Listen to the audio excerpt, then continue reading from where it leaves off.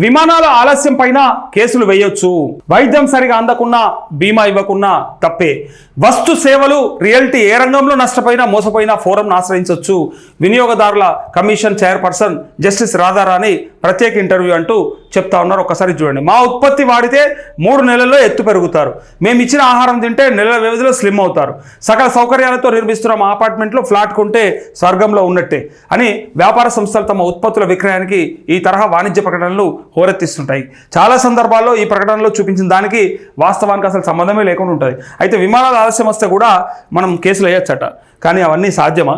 ఒక సామాన్యుడు వేసినంత మాత్రాన మళ్ళా ఎప్పటి వరకు ఆయనకి దానికి ఉపశమనమో రెమెడీనో లేకపోతే ఆయనకు దాని రిలీఫ్ ఏదైనా దొరుకుతుందా? ఇంకొకటి, ఈ వైద్యం సరిగా అందకుండా బీమా ఇవ్వకుండా తప్పే అంటూ మీరు చెప్పేది చెప్తారు బరాబరే, కానీ కంపెనీలు కింద బుడ్డ స్టార్లు పెట్టి మనల్ని ఆగం చేస్తాయి. వాళ్ళు ఏం చేస్తారంటే టర్మ్స్ అండ్ కండిషన్స్ అని పెడతారు, అది మనం చదవకుండానే సంతకాలు పెడతాం. బీమా కానీ వైద్య ఇన్సూరెన్స్ కానీ హెల్త్ ఇన్సూరెన్స్లో ఎక్కడో చిన్నగా స్టార్ పెడతాడు అప్లికేబుల్ అని, కథం అయిపోయాయి. వాళ్ళు డైరెక్ట్గా దోసుకోవడంని ఆ స్టార్ మార్కుతో పెట్టుకుంటారు, వాళ్ళు స్టార్తో దోసుకుంటారు వాళ్ళు. ఇది ఎరకలేనోడు సంతకం పెట్టి వినియోగదారుడు. నిజంగా ఈ దేశంలో మోసపోతున్నాడు ఎవడు అంటే వినియోగదారుడే. ఏ దాంట్లోనే తీసుకోండి, ఏ ప్రోడక్ట్లోనే తీసుకోండి, అరే ప్రతి బ్రాండ్కి ప్రతి దానికి డూప్లికేట్ దొరుకుతుంది, కాపీ ఉంటుంది, ఒరిజినల్ యాడ్ ఉంటుంది. ఇక ఒరిజినల్ అనేది ఇక ఎవడో నమ్మాలి? అసలు ఒరిజినల్ వాడు కూడా ఒరిజినల్ అమ్ముతున్నా లేదా తెలియని కాలంలో ఉన్నాం మనం. ఇంకా కొన్ని అయితే ఇక డైరెక్ట్గా ఇప్పుడు చూసినావు కదా, ఎత్తు పెరుగుతారు, సన్నగా అవుతారు, లావ్ అవుతారు, ఇదవుతారు అదవుతారు అని చెప్పి చెప్తారు కదా. అన్నిట్లో కూడా మోసమే నడుస్తూ ఉంది, మొత్తం దో నెంబర్ దందా నడుస్తుంది. ఇక్కడ దానికి సంబంధించినటువంటి వార్త, అదే ఇంటర్వ్యూ ఇచ్చిందంట. మరి నిజంగానే కన్జ్యూమర్ ఫోరంని ఆశ్రయిస్తే ఎన్ని రోజులలో వాళ్ళకి దానికి సంబంధించినటువంటి తీర్పు వస్తుంది? మరి నిజంగా సాధ్యమవుతుందా? అంత తొందరగా వాళ్ళకి దానికి రావాల్సినటువంటి నష్టపరిహారం ఏమైనా చెల్లించే అవకాశం ఉంటుందా అనేది ఒకసారి చెప్తున్నారు. ఇదేమని అడిగితే సరైన సమాధానం ఉండదు. ఇలాంటి వ్యాపారాలే కాదు, కొద్ది రోజుల క్రితం జరిగిన ఇండిగో సంస్థ వ్యవహారం కూడా అంతే. ఆఖరి నిమిషంలో సర్వీసుల రద్దుతో విమాన ప్రయాణికులు ఎన్ని పాటలు పడ్డారో కల్లారా చూసాం. ఆసుపత్రులకు వెళ్ళినా సరైన వైద్యం అందడం లేదు. ఫీజుల కింద లక్షలు తీసుకొని కడుపులో దూది, కత్తి వంటి వాటిని వదిలేసి కుట్లేసిన వైద్యులను చూస్తున్నాం. అయితే అత్యవసర సమయాల్లో అక్కడికి వస్తుందని పాలసీలు తీసుకుంటే బీమా సౌకర్యం ఉంది కదా అనే భరోసాకి తూట్లు పొడుస్తున్న ఘటనలు వింటున్నాం. మరి ఇలాంటి వాటిపై ఏం చేయాలి? వినియోగదారుల ఫోరంను ఆశ్రయించి న్యాయం పొందవచ్చు. అయితే వినియోగదారులకు ఉన్న హక్కులేంటి, వినియోగదారుల కేసులు ఎలా వేయాలి తదితర అంశాలపై తెలంగాణ రాష్ట్ర వినియోగదారుల వివాదాల పరిష్కార కమిషన్ అధ్యక్షురాలుగా ఇటీవల బాధ్యతలు స్వీకరించిన జస్టిస్ రాధారాణి ఆంధ్రజ్యోతికి ఇంటర్వ్యూ ఇచ్చారట.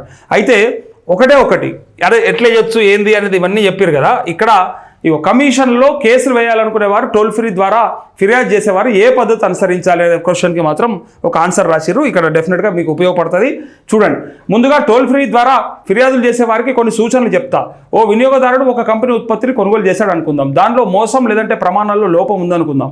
అతను వెంటనే సదరు కంపెనీ టోల్ ఫ్రీ నెంబర్కు ఫోన్ చేసి ఫిర్యాదు చెప్పాలి. ప్రతి ఉత్పత్తి సేవా కంపెనీలకు ఇప్పుడు ఇలా టోల్ ఫ్రీ నెంబర్లు ఉంటున్నాయి. అక్కడ ఫిర్యాదు చేసినా పరిష్కరించకపోతే అప్పుడు 1915 టోల్ ఫ్రీ నెంబర్కు చేసి ఫిర్యాదు చేయాలి. అయితే అప్పుడు వారు సదరు కంపెనీతో మాట్లాడి వినియోగదారుడికి న్యాయం చేసే బాధ్యత తీసుకుంటారు. ఇక రెండోది, ఈ టోల్ ఫ్రీ చూసారు కదా 1915, ఆ టోల్ ఫ్రీ నెంబర్ చేస్తే వాళ్ళు యాక్చువల్గా ఫస్ట్ మనం ఫర్ సపోజ్ ఇప్పుడు వాచ్ కొన్నాం, ఈ వాచ్లో ఏదైనా ప్రాబ్లం వచ్చింది, ఈ వాచ్ కంపెనీ వాడికి ఉండేటువంటి టోల్ ఫ్రీ నెంబర్కి ఫోన్ చేసి ఈ వాచ్ సరిగా నడుస్తలేదు, లేదా ప్రాబ్లం ఉంది, లేదా ఇది కలర్ పోయింది, అట్లాంటి ఏమైనా కంప్లైంట్స్ ఉంటే వాడు పోవు అని చెప్పి ఏమైనా చెప్పినవి ఉంటే, సో ఆ వాచ్ గురించి కంప్లైంట్ చేయాలంటే ఫస్ట్ వాళ్ళ టోల్ ఫ్రీ నెంబర్కి చేయాలన్నట. వాళ్ళు ఓకే మేము చేస్తామని చెప్పి తీసుకొని సర్వీస్ సెంటర్ ద్వారా చేసి లేదా మంచిగా చేసి లేదా ఇంకా మార్చి ఏదైనా ఇస్తే పర్లేదు. ఇవ్వకపోతే ఏం చేయాలంటే 1915కి ఫోన్ చేయాలి. నాట్ ఓన్లీ వాచ్, ఇది ఎనీ అదర్ ఐటమ్ ఏదైనా సరే, మనం ఏది కొన్నా సరే. అయితే కొన్న దాంట్లో మనం తీసుకొని అప్పుడు ఏం చేయాలంటే 1915కి కాల్ చేయాలి. వాళ్ళతో మాట్లాడి కంపెనీతో మాట్లాడి చేస్తారట. చేస్తే ఇక రెండోది, నేరుగా వినియోగదారుల కమిషన్కు ఫిర్యాదు చేసేవారు వీరు తాము కొనుగోలు చేసిన వస్తువులు పొందిన సేవలకు సంబంధించిన రసీదులు పెట్టుకోవాలి. వాటికి సంబంధించి ఇంకా ఏమైనా వివరణ పత్రాలు హామీలు ఉంటే దాచుకోవాలి.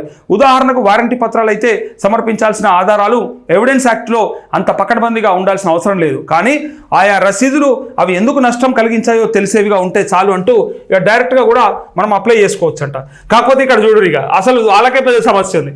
వినియోగదారుల కమిషన్లకు మౌలిక వసతులు సిబ్బంది కొరత ఉందా? ఫస్ట్ వాళ్ళ సిబ్బంది చక్కగా లేరు, వాళ్ళకే మౌలిక వసతులు లేవు, ఇంకా జనంకు జరిగినటువంటి నష్టాన్ని వీళ్ళు పూడుస్తారట, అది కంపెనీల ద్వారా మాట్లాడి అని అనుకుంటున్నారు ఇలా జనాలు.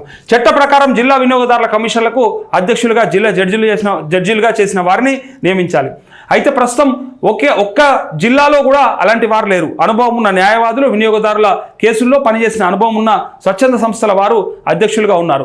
ఇక ఈ జాగృతి పోర్టల్ ద్వారా ఫిర్యాదులు చేయాలనుకునే వారికి సలహాలు, సూచనలు ఇచ్చేందుకు కొంతమంది సిబ్బంది ఉంటే బాగుంటుందని, అన్ని స్థాయిలోని అలా సలహాలు ఇచ్చేవారు ఉంటే ఆన్లైన్లో తేలిగ్గా ఫిర్యాదులు చేసుకోవడానికి ప్రజలు మొగ్గు చూపుతారు అంటూ ఇక్కడ మొత్తానికి వాళ్ళకే సరిగ్గా సిబ్బంది లేరని, వాళ్ళే నిజంగా మౌలిక వసతులతో ఇబ్బందులు పడుతున్నారని అన్నాక ఇంకా ప్రజల గురించి, ప్రజలు తీసుకొచ్చే సమస్యల గురించి ఎంత పరిష్కరిస్తారనేది ఈ వార్తను బట్టి మనం అర్థం చేసుకోవచ్చు. అందుకే చాలామంది ఏం మోసపోయినాం, నష్టపోయినాం, ఇంకేమున్నది, ఏం పోతాం తీయని చాలామంది పోరు.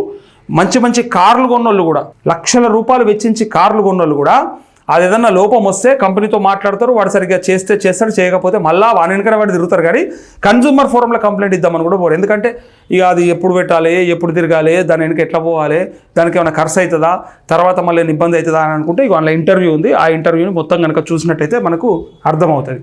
ఇక ఇంకొక వార్త ఉంది. కేసీఆర్ అసెంబ్లీకి వస్తే రేవంత్ గుండాయిస్ వస్తాడు. ఒరే అక్క, ఇది నిజమైంది. రేవంత్ దొరికితే ఎడమకాలు చెప్పు తీసుకొని కొట్టాలని ఉంది. అమెరికాలో నా పని నేను చేసుకుంటే తప్ప రేవంత్ను కొడంగల్లోనే గెలవనివ్వం, కేసీఆర్ దయతోనే గాంధీ గెలిచాడంటూ కేటీఆర్ అంటా ఉన్నాడు. ఇక ఊరూరా ఉద్యమిద్దామని కేసీఆర్ అన్న మాటకి ఫస్ట్ అసలు కేసీఆర్ అసెంబ్లీకి వస్తే రేవంత్ గుండె ఎందుకు ఆగిపోతుంది, ఇది ఫస్ట్ ముచ్చట. లేదా రేవంత్ దొరికితే ఎడమకాలు చెప్పు తీసుకొని కొట్టాలని ఉంది అని చెప్పడం కూడా ఎందుకోసం అన్నాడు. ఈ రెండు మాటలు మాట్లాడుకుందాం. యాక్చువల్గా కేసీఆర్ వస్తే ఎందుకు భయం అవుతుందంటే, కేసీఆర్కు ఉన్నటువంటి సబ్జెక్ట్ నాలెడ్జ్ ఇంకా దీన్ని మించింది ఏం లేదు. కొంతమంది ఆయనకే మెరక అంటారు. ఏ మెరకనో ఒకసారి ఆయన గత స్పీచ్లు కానీ, అసెంబ్లీలో ఆయన మాట్లాడిన విధానం కానీ చూడండి.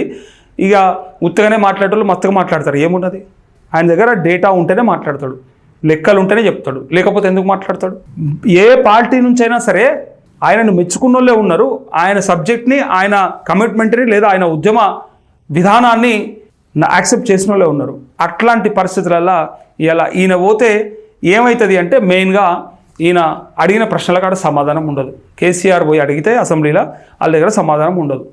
ఎందుకంటే టీఎంసీలకు ఎంత ఒప్పందం అయింది, గతంలో వాళ్ళు తీసుకున్నటువంటి నిర్ణయాలకు సాక్ష్యాలు అన్నీ ఉంటాయి. కాబట్టి అవతల పక్క ఇవాళ అడిగితే సబ్జెక్ట్ ఉండి కరెక్ట్గా గట్టిగా లేచి మాట్లాడేటోళ్ళు కూడా లేరు. గట్టిగా చెప్పాలంటే ఒక రేవంత్ రెడ్డి తప్ప ఎవరున్నారా అసలు చెప్పురి. ఒకళ్ళు లేచి గట్టిగా మాట్లాడతారు, కేసీఆర్ కరెక్ట్గా కౌంటర్. రేవంత్ రెడ్డి కూడా కౌంటర్ ఎందుకు ఇస్తాడు, బూతులు తిట్టడానికో లేకపోతే వాళ్ళను అవమానపరచడానికో తప్ప ఇంకో దానికి కాదు.